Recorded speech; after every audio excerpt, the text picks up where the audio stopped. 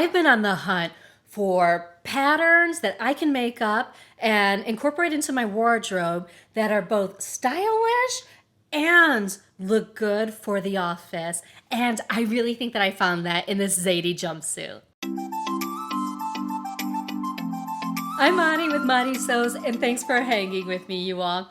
So I recently made the Zadie jumpsuit for both the workplace, my new job, as well as for photos for my new website that I'm going to be launching on Saturday. So I made the Zadie jumpsuit by Paper Theory, and let me tell you, I completely understand what all the hype is about because this is a good pattern. So this pattern is described as having a relaxed fit. It ties around the waist and there are no additional fastenings, which is nice because you don't have to worry about buttons or zippers or anything like that.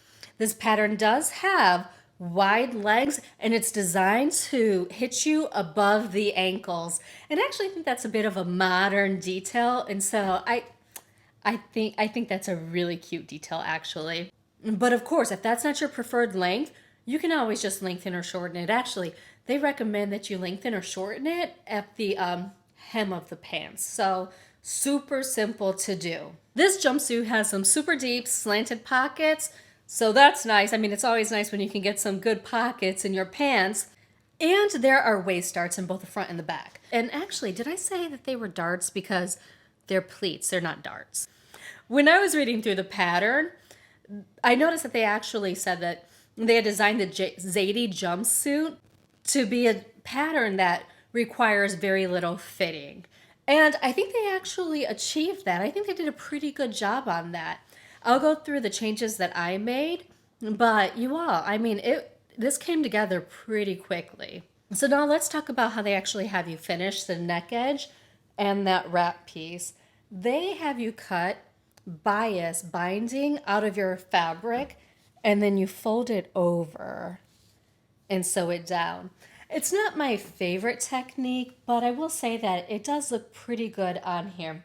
The reason why that's not my favorite technique is because this fabric that I use is actually a bit of a, it has a bit of a slippery hand to it.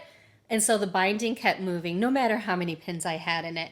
And so I found myself having to go back and kind of hand tack it down in places where I missed it when I was stitching in the ditch. This could easily be remedied by just doing it like you would single fold bias tape and flipping it over to the inside, which is what I think I will do the next time that I make this Zadie jumpsuit because I really do think that I need another one in my wardrobe.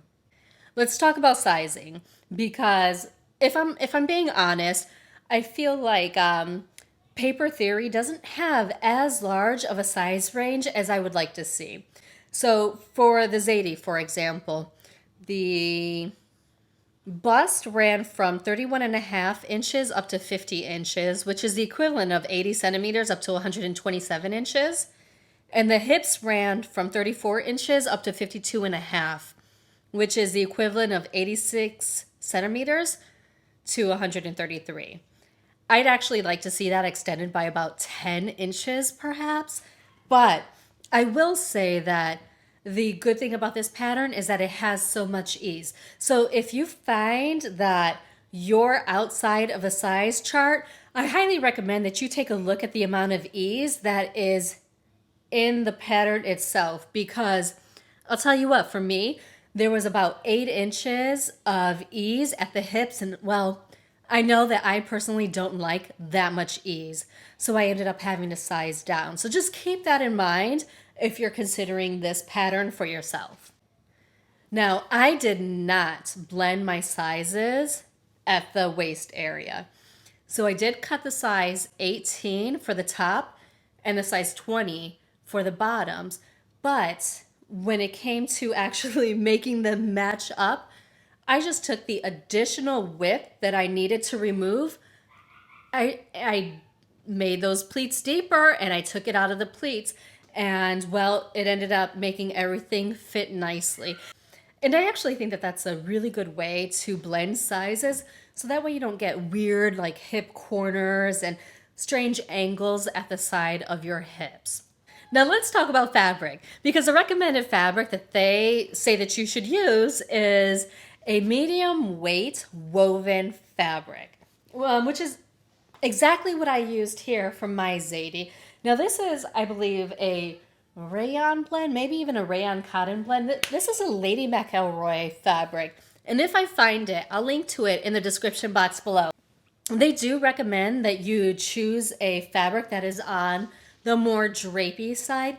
And I can see why. I mean, I feel like this pattern really shines with something that has some beautiful drape, such as this, which is a little crumpled right now because I pulled it out of my laundry basket.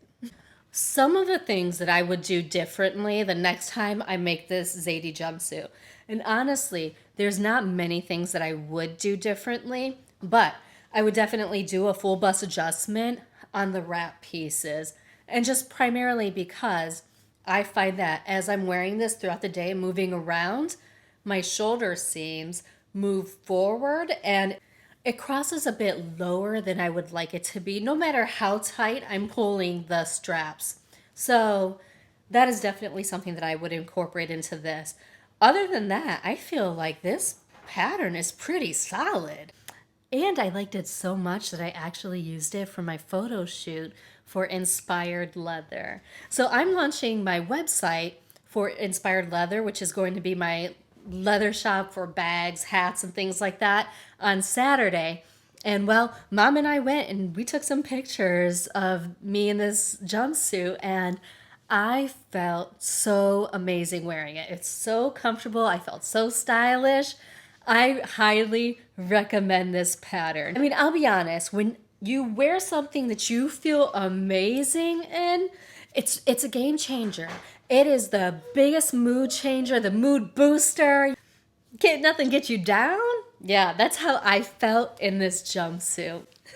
Let me know if you've made this Zadie jumpsuit and how you felt wearing it. And if you make any changes, let me know in the comments.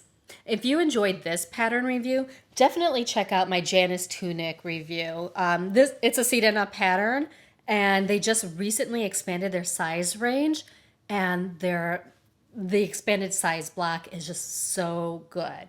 So check out that pattern review, and until next time, I sincerely hope that you find joy and have a wonderful day.